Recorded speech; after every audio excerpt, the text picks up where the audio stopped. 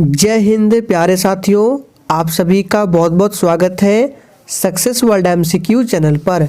तो आज की इस वीडियो में बिहार पुलिस कांस्टेबल और बिहार मध्य निषेध सिपाही की भर्ती के लिए लुसेंट बुक से प्रैक्टिस सेट नंबर 25 को कवर करेंगे। इससे पहले आपका 24 तक प्रैक्टिस सेट हो चुका है, तो जल्दी से आप सभी लाइव में जुड़ जाइए। सभी को गुड इवनिंग। और देखिए, ये लुसेंट बुक का प्रैक्टिस सेट आप लोगों के लिए बहुत ही ज़्यादा इम्पॉर्टेंट है, क्योंकि आपके एग्जाम में लुसेंट बुक से बहुत सारे प्रश्न डायरेक्ट पूछे आते हैं। इसलिए आप लोग इस क्लास को डेली जरूर अटेंड करें। इस क्लास का पीडीएफ आप लोग टेलीग्राम पर जाकर डाउनलोड कर सकते हैं। टेलीग्राम का लिंक इसी वीडियो के नीचे डिस्क्रिप्शन बॉक्स में दिया गया है। तो चलिए शुरुआत करते हैं आज के प्रश्नों से। पहला प्रश्न है, भारत के संविधान के किस अनुच्छेद में मौलिक कर्तव्यों की चर्चा की गई है। और देखिए, अगर आप लोगों को इन सेट में किसी भी प्रश्न का आंसर आता है तो आप लोगों को लाइव चैट का ऑप्शन दिया गया है। प्रत्येक स्टूडेंट को लाइव चैट में आंसर करते जाना है। तो पहले प्रश्न का आंसर जो भी बच्चे ऑप्शन ए को दिए हैं उनका बिल्कुल सही जवाब है। मौलिक कर्तव्य के बारे में संविधान के आर्टिकल 51 क में बताया गया है। अच्छा, मौलिक कर्तव्य को किस देश के संविधान से लिया गया है, तो इसे रूस देश के संविधान से लिया गया है। वर्तमान समय में 11 मौलिक कर्तव्य है, ध्यान रखना है। दूसरा प्रश्न है, जिस ताप पर कोई द्रव ऊष्मा पाकर वाष्प में बदलता है उसे क्या कहते हैं। बहुत ही शानदार प्रश्न है, आंसर बताएंगे। और देखिए, आप लोग सेशन को पूरा एंड तक देखें और कितने प्रश्नों का सही जवाब कर पाते हैं कमेंट बॉक्स में हमें ज़रूर बताएं। तो देखिए, जिस ताप पर कोई द्रव ऊष्मा पाकर वाष्प में बदलता है उसको बॉइलिंग पॉइंट बोला जाता है, हिंदी में क्वथनांक। सी ऑप्शन इस प्रश्न का बिल्कुल सही जवाब है। कंप्यूटर की भौतिक बनावट क्या कहलाती है। चलिए आंसर बताएंगे।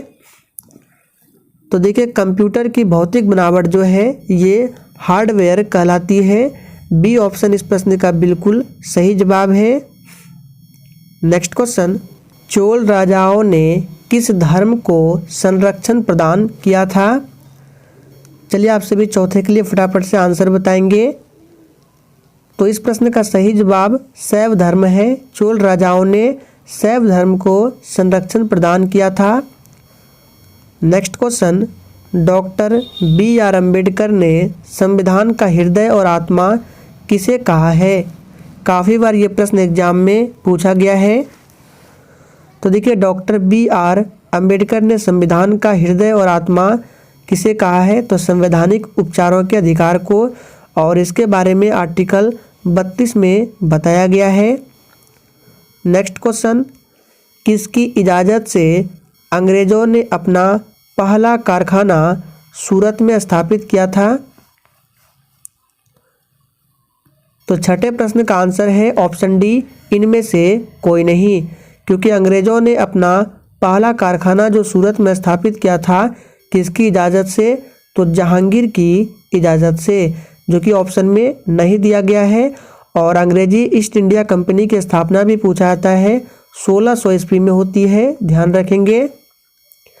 नेक्स्ट क्वेश्चन, किस वैज्ञानिक ने खोज की थी कि मलेरिया मच्छरों से होता है। बहुत ही इंपॉर्टेंट प्रश्न है। तो किस वैज्ञानिक ने यह खोज किया था, तो ये किया था रोनाल्ड रॉस ने। ऑप्शन ए इस प्रश्न का बिल्कुल सही जवाब है। और रोनाल्ड रॉस को 1902 में नोबेल पुरस्कार से भी सम्मानित किया गया है, ध्यान रखेंगे। नेक्स्ट क्वेश्चन, उत्परिवर्तन का सिद्धांत प्रतिपादित किया था। चलिए आंसर बताएंगे किसने किया था। तो उत्परिवर्तन का सिद्धांत प्रतिपादित किया था डी ब्रिज ने। जो भी बच्चे ऑप्शन डी को दिए हैं उनका बिल्कुल सही जवाब है। भारतीय संविधान की तीसरी अनुसूची का संबंध किससे है। और देखिए, अगर आप लोगों ने अभी तक सेशन को लाइक नहीं किया है तो सेशन आप लोगों को पसंद आता है तो सभी लोग सेशन को दिल से ज़रूर लाइक किया करें। तो भारतीय संविधान की तीसरी अनुसूची जो है ये शपथ तथा प्रतिज्ञान से संबंधित है। बी ऑप्शन इस प्रश्न का बिल्कुल सही आंसर है। विश्व जल दिवस कब मनाया जाता है, पूछा गया प्रश्न है। तो विश्व जल दिवस जो है ये मनाया जाता है ऑप्शन डी 22 मार्च को। 22 अप्रैल को क्या मनाया जाता है, तो विश्व पृथ्वी दिवस। ध्यान रखेंगे, आप लोग कमेंट करेंगे 22 मई को क्या मनाया जाता है। मालदीव और मिनिकॉय के मध्य अवस्थित है, कौन सा चैनल अवस्थित है, फटाफट से आंसर बताएंगे। तो देखिए मालदीव और मिनिकॉय के मध्य अवस्थित है 8 डिग्री चैनल। सी ऑप्शन जो भी बच्चे दिए हैं उनका बिल्कुल सही जवाब है। ध्यान रखेंगे 8 डिग्री चैनल किस राज्य के राजा ने देवपुत्र उपाधि को अपनाया था। तो देखिए जो कुषाण वंश के शासक थे कनिष्क, उन्होंने ही देवपुत्र उपाधि को अपनाया था। तो सही जवाब है ए ऑप्शन कुषाण। नेक्स्ट क्वेश्चन, 23वें जैन तीर्थंकर किस जगह से संबंधित थे। चलिए आप सभी 13 के लिए फटाफट से आंसर बताएंगे। तो देखिए जैन धर्म में कुल 24 तीर्थंकर हुए हैं। पहले तीर्थंकर का नाम क्या है, आप सभी जानते हैं ऋषभ देव है। 23वें तीर्थंकर का नाम क्या है, तो इनका नाम है पार्श्वनाथ। और आखिरी और 24वें तीर्थंकर का नाम आप सभी जानते हैं महावीर स्वामी है। और महावीर स्वामी का बचपन का नाम क्या था, तो ध्यान रखेंगे वर्धमान। पूछा था एग्जाम में कि महावीर स्वामी के बचपन का नाम क्या था, तो वर्धमान था। और 23वें तीर्थंकर जो पार्श्वनाथ थे ये किस जगह से संबंधित थे, तो सही जवाब है वाराणसी। बी ऑप्शन बिल्कुल सही जवाब है। मयूराक्षी परियोजना से भारत के कौन से 2 राज्य लाभान्वित हो रहे हैं। तो इस प्रश्न का सही जवाब है सी ऑप्शन पश्चिम बंगाल एवं Jharkhand. Next question, history of British India नामक पुस्तक किसके द्वारा लिखी गई। चलिए आप सभी 15 के लिए फटाफट से आंसर बताएंगे। हिस्ट्री ऑफ ब्रिटिश इंडिया नामक पुस्तक किसके द्वारा लिखी गई। सही जवाब है ये जेम्स मिल के द्वारा लिखी गई है। सरदार सरोवर परियोजना किस नदी पर चल रही है। काफ़ी बार ये प्रश्न एग्जाम में आया हुआ है, वेरी इंपॉर्टेंट प्रश्न है, इसको ध्यान रखेंगे। तो सरदार सरोवर परियोजना जो है ये नर्मदा नदी पर चल रही है। सी ऑप्शन बिल्कुल सही जवाब है। सरदार सरोवर बांध किस राज्य में स्थित है, आप लोगों को कमेंट करना है। देखते कितने बच्चे आंसर कर पाते हैं। निम्नलिखित में से किस उपनिषद में वसुदैव कुटुंबकम शब्द का उल्लेख किया गया है। वेरी वेरी इंपॉर्टेंट प्रश्न है।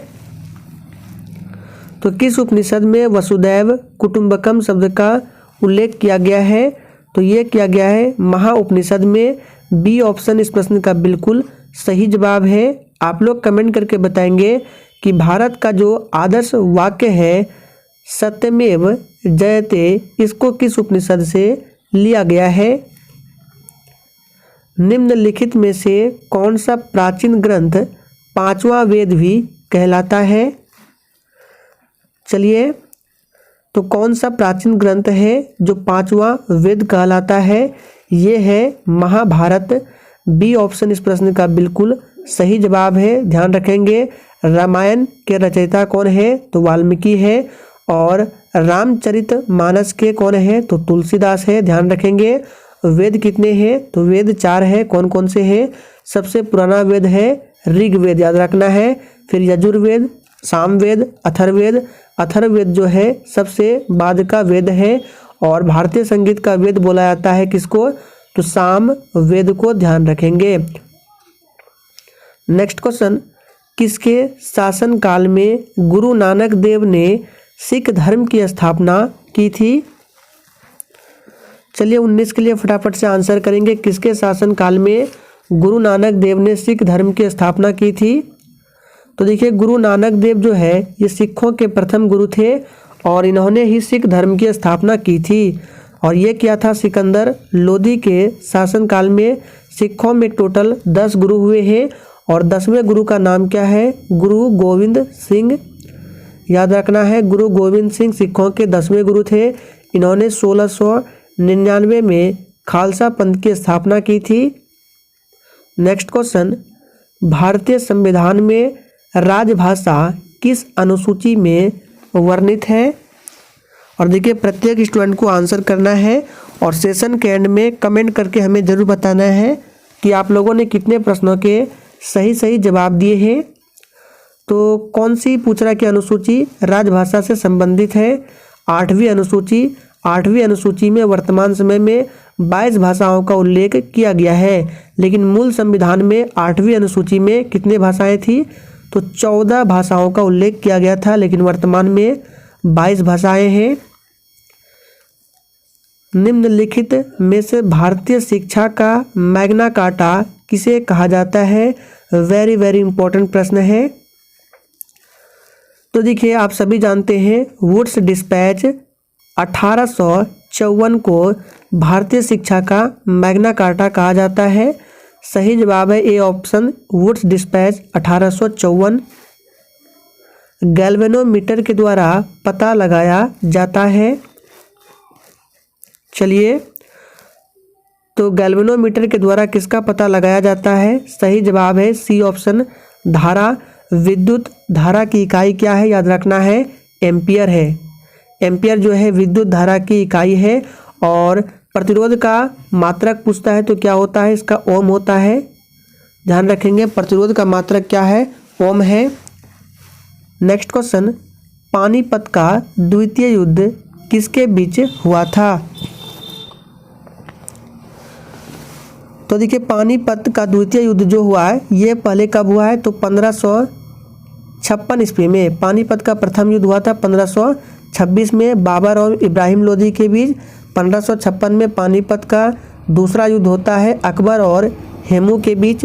ए ऑप्शन बिल्कुल सही जवाब है। और पानीपत का तीसरा युद्ध होता है 1761 में मराठा और अहमद शाह अब्दाली के बीच। ध्यान रखेंगे। निम्नलिखित में से किसने रामायण का फारसी में अनुवाद किया था? यह भी प्रश्न आपके एग्जाम में एक बार पूछा जा चुका है। तो रामायण का फारसी में अनुवाद किया था किसने? सही जवाब है बदायूनी ने। बी ऑप्शन बिल्कुल सही जवाब है। ध्यान रखेंगे। निम्नलिखित में से कौन poverty and un British rule in India का लेखक है? देखिए एक पुस्तक है पॉवर्टी, यहाँ से इस तरह से होगा, टाइपिंग एरर है।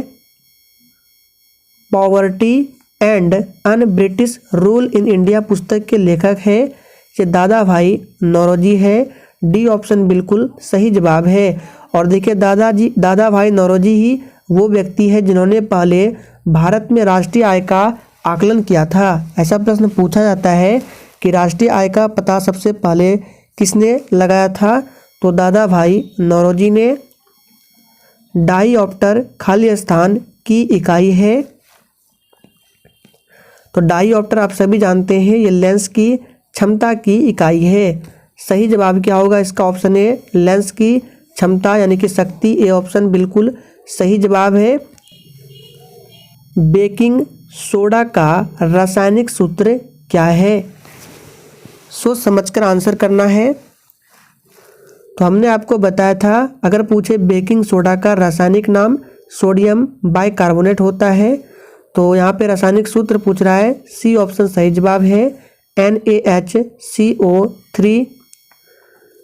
क्षुद्र ग्रहों की कक्षाएं निम्नलिखित में से किस ग्रह के बीच है? तो 28 का आंसर क्या होगा? फटाफट से करेंगे, इंपॉर्टेंट प्रश्न है। तो क्षुद्र ग्रहों की कक्षाएं जो है ये मंगल और बृहस्पति ग्रहों के बीच है। सी ऑप्शन सही जवाब है। बृहस्पति ग्रह सौरमंडल का सबसे बड़ा ग्रह है और बुध ग्रह सौरमंडल का सबसे छोटा ग्रह है। सर्वोच्च न्यायालय अपने द्वारा सुनाए गए निर्णय या आदेश का पुनरावलोकन कर सकता है यह व्यवस्था संविधान के किस अनुच्छेद में उपबंधित है? यानी कि सर्वोच्च न्यायालय जो अपने द्वारा सुनाए गए निर्णय का पुनरावलोकन करता है, इसके बारे में किस अनुच्छेद में बताया गया है? तो अनुच्छेद 137 में इसके बारे में बताया गया है। निम्नलिखित में से किस प्रधानमंत्री ने क्रिप्स मिशन भारत भेजा था? आप लोग कमेंट करके ये जरूर बताएंगे क्रिप्स मिशन भारत कब आया था। और ये भेजा था विंस्टन चर्चिल ने। डी ऑप्शन इस प्रश्न का बिल्कुल सही जवाब है। तो फ्रेंड्स, लुसेंट बुक से हम लोगों ने आज 30 प्रश्नों को कवर किया। सेशन पसंद आया हो तो सभी लोग सेशन को लाइक जरूर करके जाइए और शेयर करना ना भूलें।